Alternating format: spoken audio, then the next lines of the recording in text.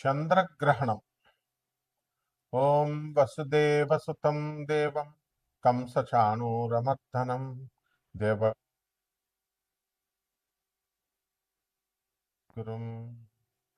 కృష్ణం వందే జగద్గురుం. శ్రీ రాధాకృష్ణాభ్యాం నమః.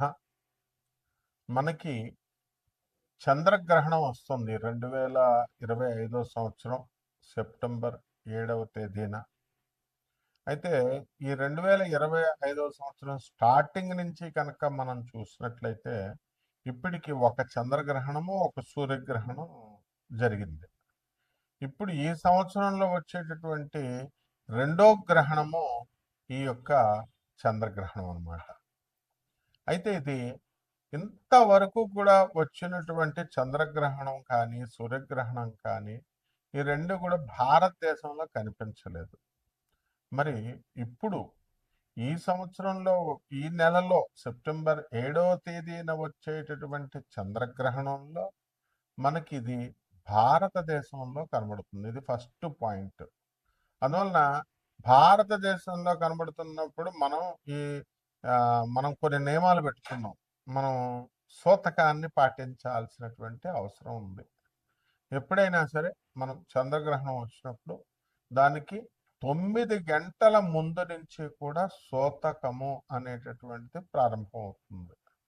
అంటే సూతకాలంటే మనం చూడండి, ఒక పిల్లలు పుట్టినప్పుడు కానీ లేకపోతే మరణించినప్పుడు కానీ ఇళ్లలో బంధువులు మనం మైల అంటాం, సూతకం వచ్చింది అంటాం. అలాగా ఈ యొక్క చంద్రగ్రహణం వచ్చినప్పుడు దేవతా విగ్రహాలకి, తర్వాత సూర్యుడికి, చంద్రుడికి, భూమి ఇవన్నీ కూడా మనకి సూతకం పట్టింది అని చెప్పి దేవతా విగ్రహాలు, దేవాలయాలన్నీ మూసేసి ఒక పాము వచ్చి చంద్రుని మింగింది, లేకపోతే ఒక పాము వచ్చి సూర్యుని మింగింది. ఇలాగా మనం గ్రహణాలంటే చెప్తూ ఉంటాం కదా. సూర్యగ్రహణం అయితే సూర్యుని మింగినట్టు, చంద్రగ్రహణం అయితే చంద్రుడిని మింగినట్టుగా చెప్పేవారు. అప్పుడు సూతకం, ఇది దోషం అనేవారు. మోడర్న్ సైన్స్ ప్రకారము మనము ఈ యొక్క సూర్యుడు, భూమి, చంద్రుడు మూడు కూడా ఒకే సరళ రేఖలో వచ్చినప్పుడు మనకి సూర్యుని యొక్క కిరణాలు చంద్రుడి మీద పడకుండా ఈ భూమి అడ్డుకుంటుంది అనమాట. దాన్ని చంద్రగ్రహణం అంటారు. అందుకనే సంపూర్ణంగా మనకి ఈ యొక్క చంద్రుడు కనబడదు. అయితే ఈ చంద్రగ్రహణంలో మనము ఎన్ని గంటలకు పడుతుందండి అంటే 7వ తేదీన రాత్రి 9:58 నుంచి స్టార్ట్ అవుతుంది. అయితే 11 గంటల 2 నిమిషాలకి కంప్లీట్గా మనకి చంద్రుడు కనబడ్డనమాట. మొత్తం అంతా చీకటిగా అయిపోతుంది. అలాగే 8వ తేదీన అంటే మర్నాడు 1:26 అంటే 8 తెల్లవారుజామున అనమాట. 1:26 ఈ యొక్క చంద్రగ్రహణ స్పర్శ పూర్తవుతుంది. మొత్తం కాల వ్యవధి ఎంతంటే 3:28 అనమాట. కాబట్టి ఈ విధంగా మనకి ఈ చంద్రగ్రహణము అనేటటువంటిది ఒక ఖగోళ శాస్త్రంలో ఏర్పడేటటువంటి ఒక అద్భుతమైనటువంటి వింతల్లో ఒక వింత. అయితే చంద్రగ్రహణంలో మనం ఏం చేయాలండి గ్రహణ సమయాలలో అంటే మనము మంత్రాలు జపించుకోవడము, తర్వాత మనం గురువుల దగ్గర మంత్రాలు తీసుకుంటాం. అలాగే ఇది పౌర్ణమి రోజున సంభవిస్తుంది కాబట్టి దాన్ని ఉపాసన బాగా చేసుకోవాలి.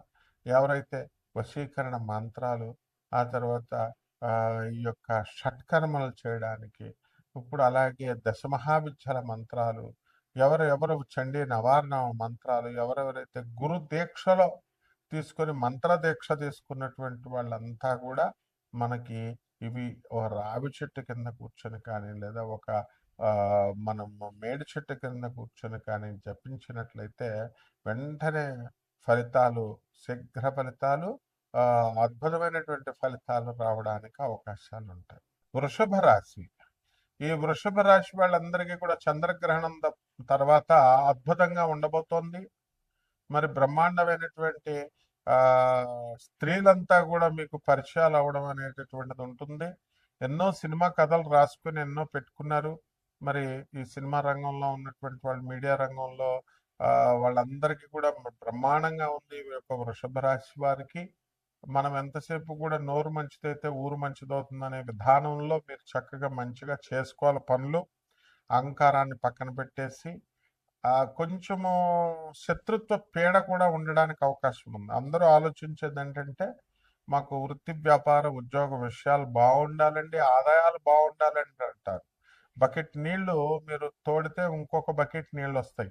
అంతేగాని అదే తోడేసుకుంటూ ఉన్నాయి అయిపోతాయి. సో ఆదాయం వచ్చేస్తే సరిపోదమ్మా, ఖర్చు కూడా పెట్టాలి.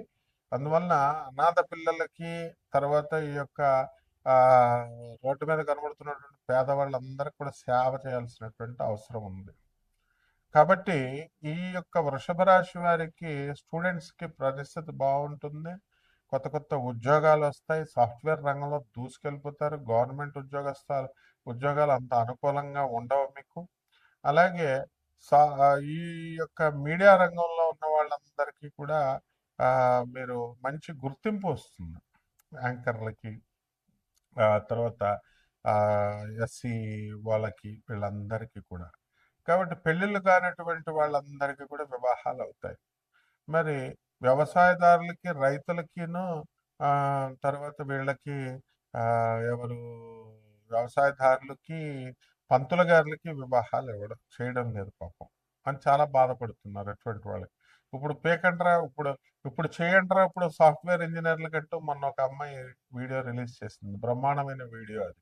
ఉద్యోగాలు మొత్తం 70% మంది పీక్ పడేస్తున్నారు. ఇప్పుడు చేయండిరా మీకు దమ్ముంటే అని. అటువంటి వాళ్ళని హర్షించాలి. కాబట్టి ఇటువంటి అన్ని కూడా పరిగణలోకి తీసుకోండి. వృషభ రాశి వారికి కేవలం జాతకాలు అనేది, రాశి ఫలాలు మీరు ఎవరు చెప్పినా సరే పాపం యూట్యూబ్లో వాళ్ళని మేము అన్వయించుకొని, ఏమన్నా నాకు జరగలేదంటే ఏం జరుగుతాయి నీకు? రాశి ఫలాలు అనేది ఒక skeleton idea. So you have to know. Waste of time అంటారు కొంతమంది. చూడడం చూసి ఏమి లేదు ఇందులో అని అనేటటువంటి వాళ్ళు నరేంద్ర మోడీ కంటే కూడా ఎక్కువగా బిల్డప్ ఇస్తూ ఉంటారు అనమాట. ఫిట్ ఫర్ నథింగ్ ఫెలోస్ వాళ్ళంతా కూడా. సో ముందు గురువు దగ్గరికి వచ్చేటప్పుడు నేర్చుకోవడానికి, ఎందుకని గురువు పంగనామాలు పెట్టడానికి. ఆయన పంతులు గారైనా ఎవరైనా యూట్యూబ్లో చెప్పే వాళ్ళకి ఫస్ట్ అట్లా క్రిటిసైజ్ చేయడాలు, సలహాలు ఇవ్వడానికి మీకు ఆ సీన్ ఉండదు. ఎందుకనంటే అసలే గ్రహాలు పట్టుకుని ఏడుస్తున్నారు. గ్రహాలు పట్టుకుని ఏడుస్తున్నటువంటి వాళ్ళు గురువు యొక్క అనుగ్రహంతో పోగొట్టుకోవడానికి చూడాలి స్పిరిచువల్ మాస్టర్స్కి. అంతేగాని చెప్పలేదు, ఈ సరిగ్గా చెప్పలేదు, ఇది చెప్పలేదు, అది చెప్పలేదు, what is all this non sense. So ఈ వృషభ రాశి వారికి అందరికీ మాకు తెలుసు చెప్పేటప్పుడు ఏం చెప్పాలి, ఎంతవరకు చెప్పాలి, లిమిటేషన్స్ అనమాట. సో వృషభ రాశి వారికి పెళ్ళిళ్ళు అయిపోతాయి. తర్వాత చక్కగా ఈ యొక్క సంతానాలు లేనటువంటి వాళ్ళకు కూడా సంతానాలు కలుగుతాయి. అందరూ కూడా మంచిగా సుఖశాంతులతో బంగారం షాపులు చూడండి ఎంత కొనేసుకుంటున్నారు. మొత్తం జనం ఖాళీ ఉందా?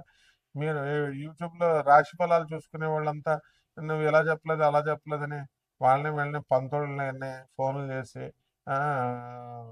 వాళ్ళ మీద ఏడవడం, తిట్టడము, లేకపోతే కామెంట్స్ పెట్టుకునేటటువంటి వాళ్ళు ఎప్పటికీ ఒక గ్రామ్ బంగారం కూడా కనలేరనమాట.